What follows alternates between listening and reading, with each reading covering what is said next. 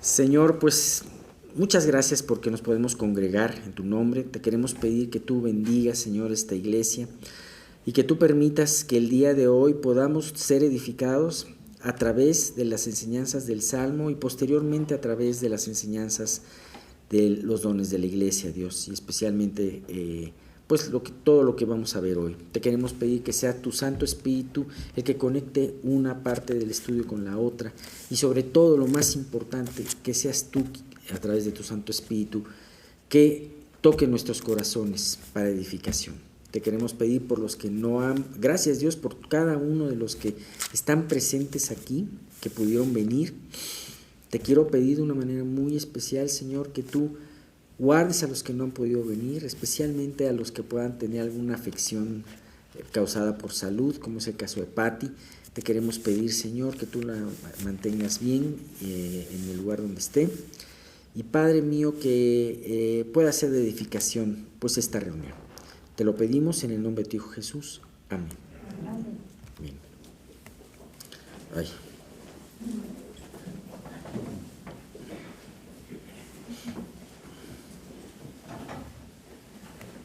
Bien, ¿qué nos dice de los versículos 31 al 35, el Salmo 104? Dice, sea la gloria de Jehová para siempre, alégrese Jehová en sus obras. Él mira la tierra y ella tiembla, toca los montes y humean. A Jehová cantaré en mi vida, a mi Dios cantaré salmos mientras viva. Dulce será mi meditación en él, y yo me regocijaré en Jehová. Sean consumidos de la tierra los pecadores, y los impíos dejen de ser. Bendice, alma mía, a Jehová. Aleluya. Sea la gloria de Jehová para siempre. ¿Quién podrá, después de todo este estudio que hicimos acerca de la creación, acerca de la provisión del mantenimiento de Dios para con su creación, no maravillarse de todo esto? No cabe duda que en todo lo que hemos visto, y como aparece en este salmo, hemos podido ver que esta creación es sumamente gloriosa. La creación glorifica en todo a Dios.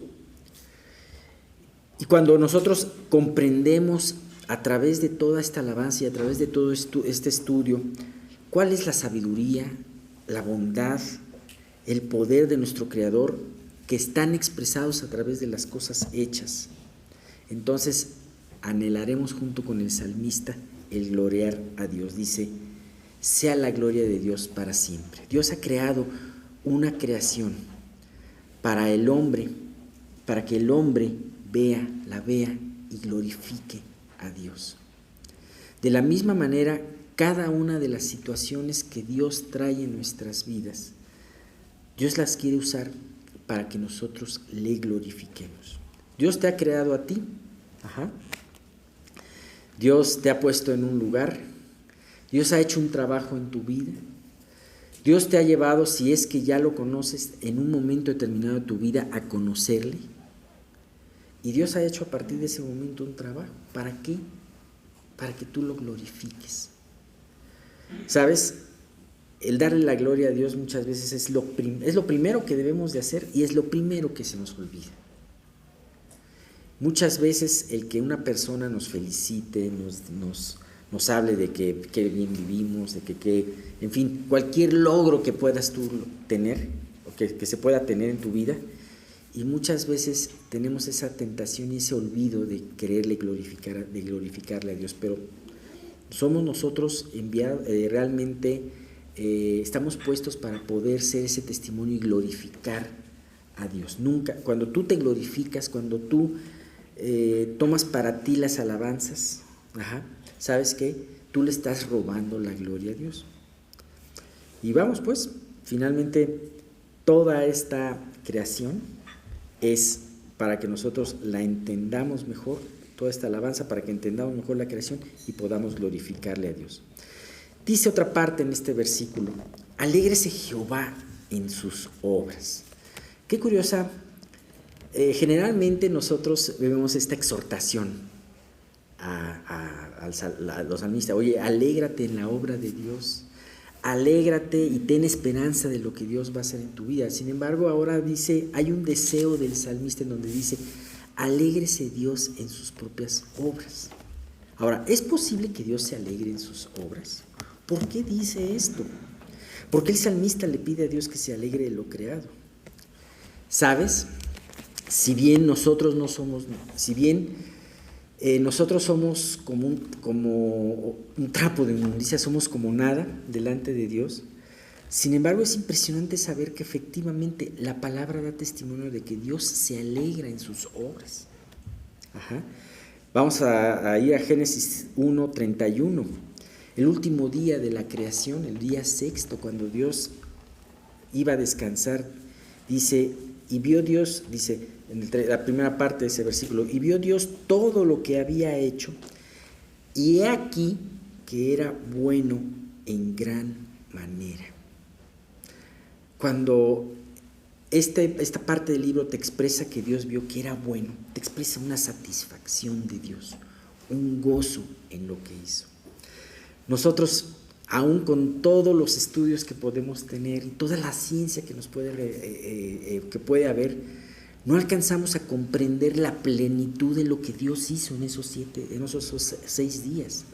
No alcanzamos a ver la maravilla, apenas hemos empezado a ver la maravilla que Dios hizo tanto en lo micro, en el microcosmos, como lo hizo en el universo, en el macrocosmos.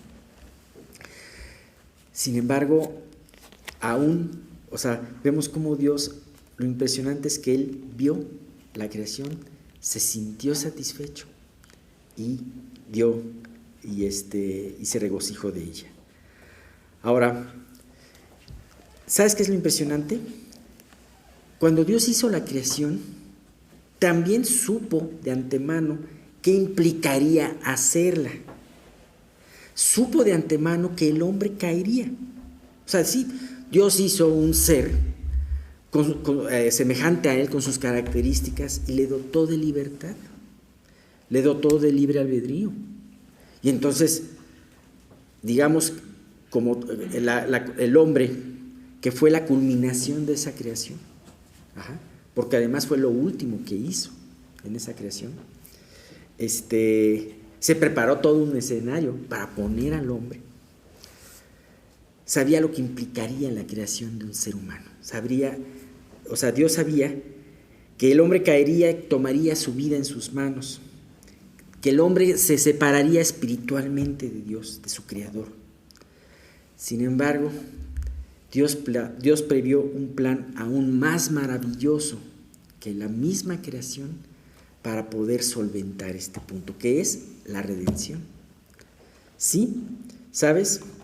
Dios se regocijó en la creación, pero aún más se regocija en la redención. ¿Qué característica te da Jesús en la última cena? ¿Tú piensas que la última cena fue un tiempo de tristeza? A veces un tiempo de tristeza, una cena de despedida sí puede ser un tiempo de tristeza, ¿no? Puede ser un tiempo de no te voy a ver en mucho tiempo, ¿no? Sin embargo, si tú ves esas partes, hay una alegría de Jesús muy grande en esa última cena. Cuando Jesús les dice, ¿cuánto tiempo? No saben cuánto tiempo he esperado esta cena, he esperado partir este pan con ustedes, ¿no? Y yo me puedo imaginar a Jesús deleitándose, dándole todas las promesas que en ese momento Él les dio, ¿no? Entonces, cuando vemos eso, pues definitivamente vemos que Dios sí se deleita, se recrea en la redención. Sí, Dios supo lo que implicaría la creación y Dios aún se deleitó más, dando un plan aún más hermoso y más milagroso que la propia creación, que fue la redención. Si Dios se regocija en la creación y en la redención, y ahora se regocija también en su pueblo, ¿no nos deberíamos también nosotros de regocijar en conocer esta verdad? Aunque nosotros, y esto debe de quedar muy claro, también muchas veces Miguel lo comenta así, muchas veces se piensa, no, nosotros somos necesarios para el plan de Dios. Sabemos que no, no. Pero aunque nosotros no somos necesarios para el plan de Dios, no nos necesita para completar su obra, Él nos da el privilegio de poder regocijarnos con Él al participar en su obra. Así que, como Él se goza de su obra, también Dios quiere que nosotros nos gocemos con Él en su obra. Fíjate esta promesa que Dios hace en Deuteronomio 39, versículo 30, capítulo 30, versículo 9. Y te hará Jehová tu Dios abundar en toda la obra de tus manos, en el fruto de tu vientre y en el fruto de tu bestia y en el fruto de tu tierra, para bien, porque Jehová volverá a gozarse sobre ti para bien, de la manera que se gozó de tus padres. ¿Sabes? Una de las cosas es que Dios quiere que te goces con Él en el fruto que Él trae para ti. Así que, pues como podemos ver, son pensamientos siempre de paz, siempre de bondad para con nosotros, ¿no?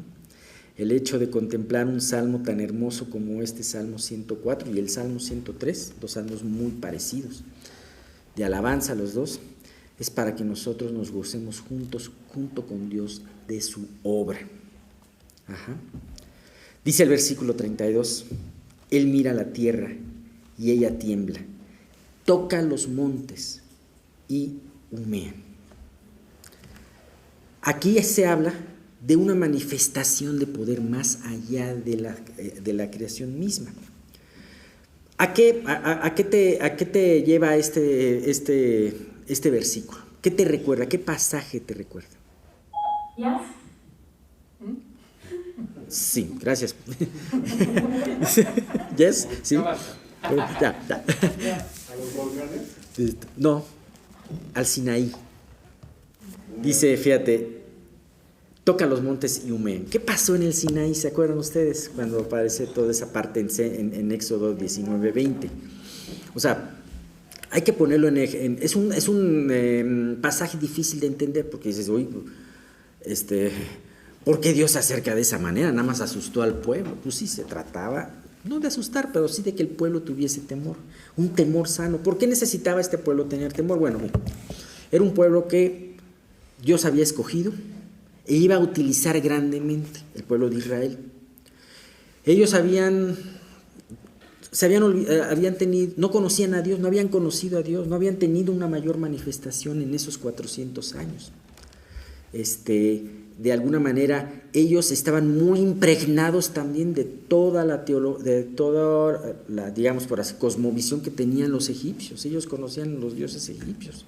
Pensaban, el día que quisieron darle forma a Dios, le hicieron un becerro, como lo hacían los egipcios, ¿no? O sea, no quisieron adorar a otro dios, pero hicieron lo que ellos conocían. Utilizaron sus antiguas ideas de Dios a esto nuevo que Dios quería mostrarles, y ese es un error muy grande.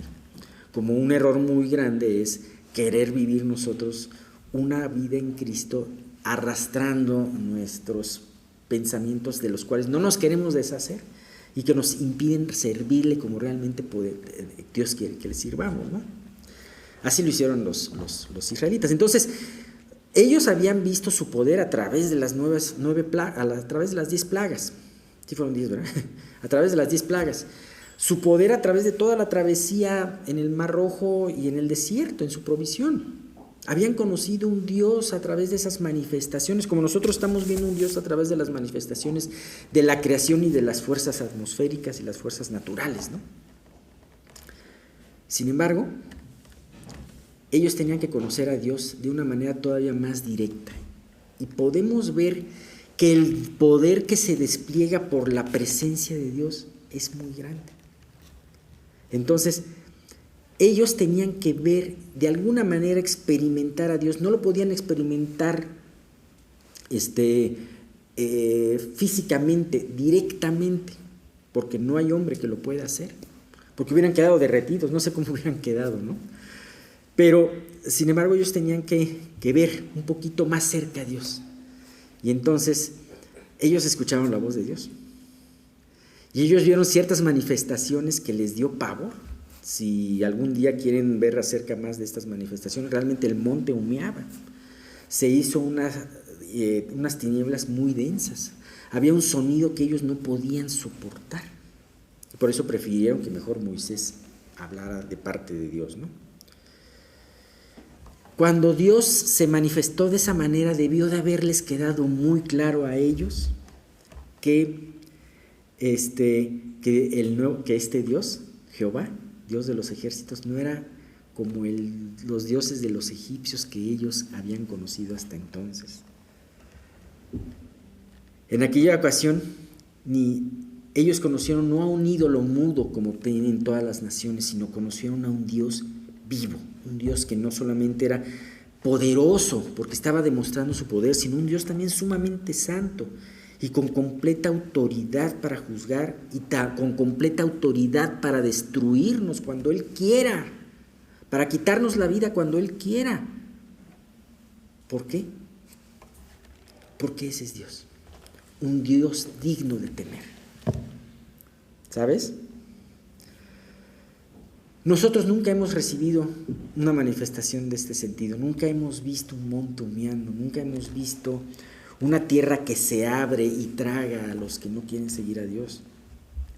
Sin embargo, yo creo que no debemos de dejar de tener ese temor, de saber que estamos delante, en la presencia de un Dios vivo, un Dios bondadoso como lo vemos en su creación, pero también un Dios celoso.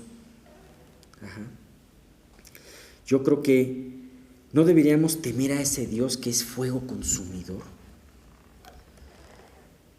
y dejar de ofenderlo y dejar de rechazarlo muchas veces como lo hacemos, dejar de ofenderlo con nuestra falta de fe y dejar de ser superficiales como muchas veces podemos hacerlo, ¿no? Si Él viniera y se presentara delante de nosotros, como algún día vamos a comparecer delante de Él, ¿qué le responderíamos a Él? ¿Qué le responderíamos si no hacemos caso de su llamado? ¿Qué le responderíamos de las veces que rechazamos su gracia? ¿Por qué descuidamos nuestro amor para con Él? Fíjate lo que dice, me gusta mucho este versículo de Primera de Juan, nomás déjame que lo encuentre. Dice Primera de Juan 2:28, y ahora, hijitos, permaneced en Él, para que cuando se manifieste tengamos confianza, para que en su venida no nos alejemos de Él avergonzados. Algún día tú y yo vamos a comparecer delante de Él, lo vamos a ver cara a cara. Aquí Juan nos exhorta a decir, permanezcamos en Él para que no corramos hacia Él, no corramos de Él, ¿no? Siguiente versículo, el 33, dice, a Jehová cantaré en mi vida, a mi Dios cantaré salmos mientras viva. Tenemos esta afirmación, también como estas conclusiones que sacamos de este salmo, que nos lleva a ver la creación de Dios y maravillarnos en el Salmo 103 de la misericordia y ahora de la creación de Dios. Querer dedicar nuestro canto a Dios. Aquí el salmista, así como en el primer versículo que vimos de que él anhelaba por ver todo esto, por meditar en todo esto, él anhelaba ver que la gloria de Dios perdurara, él también anhelaba que todo su canto, que toda su sabiduría musical pudiese ser consagrada a Él. Bach, uno de los músicos más grandes que ha existido en toda la historia, consideraba que la mejor parte de su obra, la que verdaderamente valía la pena, era la que componía para el Señor. Eso decía Bach. Y estas afirmaciones solamente podían venir de alguien que verdaderamente conocía a Dios. Bien, cuando nosotros, el conocer a Dios y meditar en sus maravillas, nos llevará a que nuestro canto sea como debe de ser. ¿Cómo debe de ser nuestro canto a Dios? Con reverencia y con gozo. Fíjate, ¿Cómo dice este salmo que ya lo vimos hace mucho tiempo? El Salmo 33, versículos 1 al 3 dice: alegraos, oh justos, en Jehová, en los íntegros es hermosa la alabanza. Aclamad a Jehová con arpa, cantadle con salterio, con decacordio, con violín también. Cantadle cántico nuevo. Acuérdense que hemos hablado mucho acerca del cántico nuevo, ¿no? No un cántico rutinario, sino puedes cantar el mismo himno durante muchas veces, pero o sea, debe sonarse como si fuera nuevo, ¿no? Y eso lo hace tu corazón. Hacedlo bien tañendo con júbilo.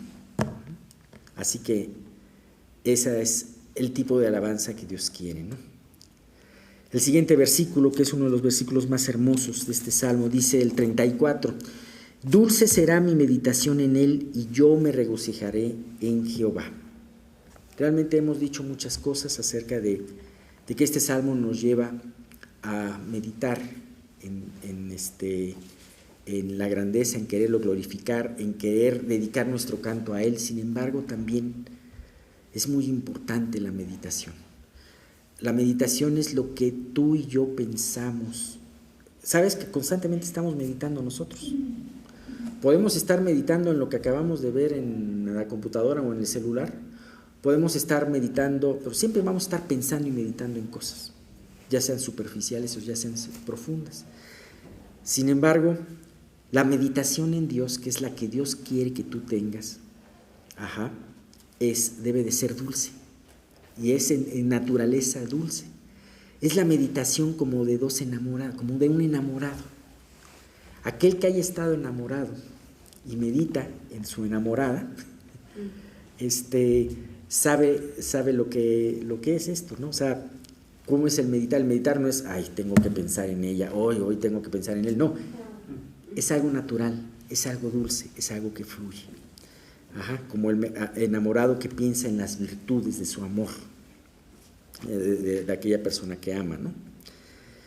Y a esta dulzura el salmista le agrega el regocijo. Así que la meditación no solamente debe de ser dulce, sino también debe de ser gozosa. ¿Cómo está siendo tu meditación en el Señor?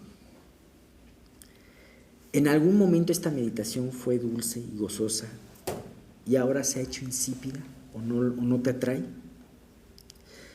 Si se ha perdido la dulzura o las ganas de meditar en el Señor, entonces es el momento de meditar en tu vida. Confesar con arrepentimiento y volver a tu primer amor. Ustedes ya saben, hay un versículo cerca de esto, no lo voy a citar hoy, pero sí voy a citar uno de esta parte que dice Apocalipsis 2:5. Recuerda, por tanto, de dónde has caído y arrepiéntete, y haz las primeras obras, pues si no, vendré pronto a ti y quitaré tu candelero de su lugar si no te hubieres arrepentido. Fíjate que hay dos lugares, bueno, hay varios lugares en la palabra, pero hay dos lugares que me acordaba esta mañana, que hablan de esta palabra de medita, reflexiona sobre tu vida.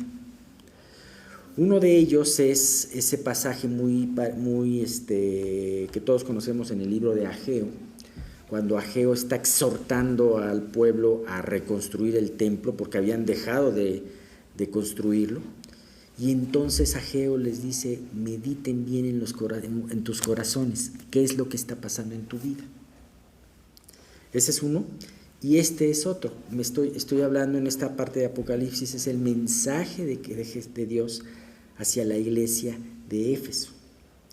Y es curioso, como hemos visto, tenemos de las 7 iglesias del Apocalipsis, hay de todas, ¿no?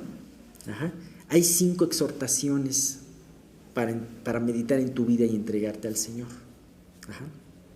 De las cuales, como ustedes bien saben, las más fuertes son las dos últimas, las de Sardis y las de la Odisea. Sin embargo, yo creo que atrasito de ellas viene esta exhortación a Éfeso. Éfeso era una iglesia muy especial, como lo habíamos visto en alguna ocasión. Fue una iglesia en donde fue muy bendecida porque ahí llegó a predicar. La fundó y predicó el apóstol Pablo. Posteriormente fue visitada por Juan y otros discípulos de los apóstoles. una iglesia muy nutrida, de mucha bendición, y era una iglesia que vivió bien. De hecho, era una iglesia que hay una parte que dice, porque has probado a los que se dice que son apóstoles y no lo son, y los has encontrado falsos. Entonces no era una iglesia tampoco en ciernes, sino era una iglesia ya madura. Ajá. Hacía todo bien, pero Jesús, que conocía el corazón, les decía: has perdido tu primer amor. Si tú te fijas con otras iglesias en donde Dios les dice, por ejemplo, aquella iglesia que toleraba la doctrina de los nicolaitas y les decía: bueno, tengo contra ti esto. Hablaba de ciertas cosas muy específicas que tenían que cambiar, que tenían que dejar. Pero aquí, con Éfeso, ¿por qué la exhortación es tan dura? Porque el problema venía de más de fondo. Habían perdido el primer amor. Y ese es un pecado grave que no lo vemos como grave. Ajá.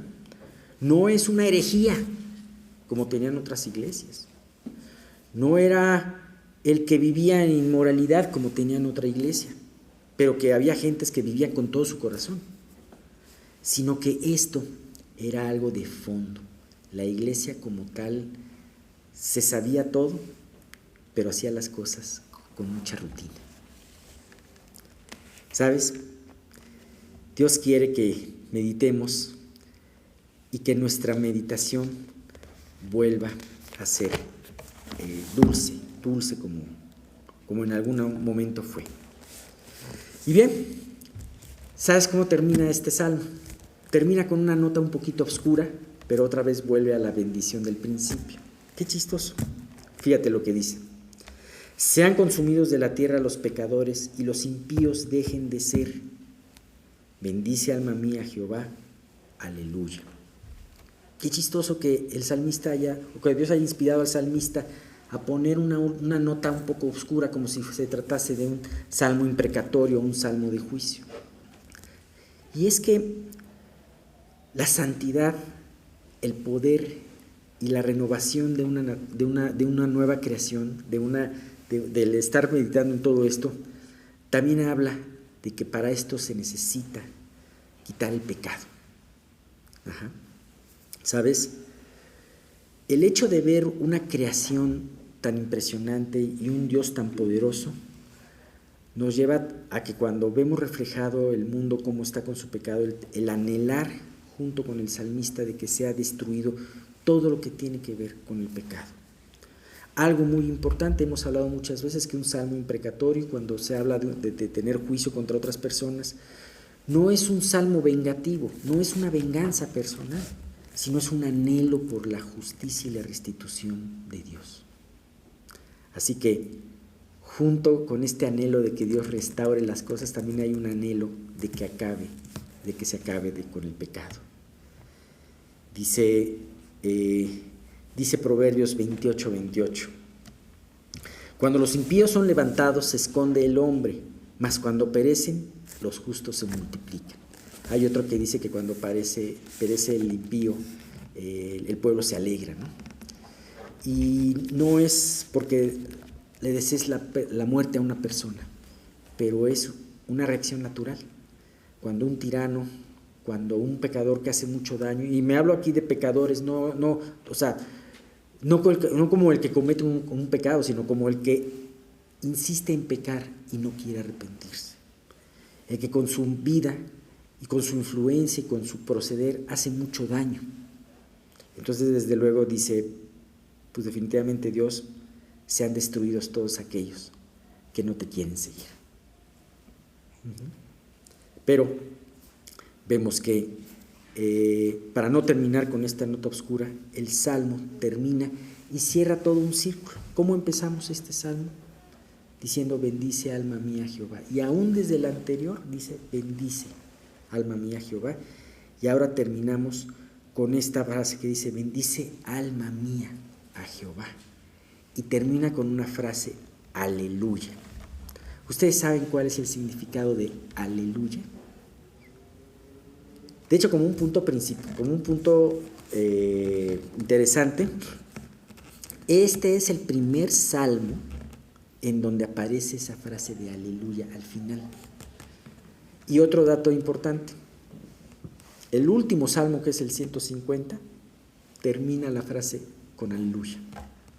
Aleluya es una palabra, realmente es una palabra compuesta de dos palabras hebreas.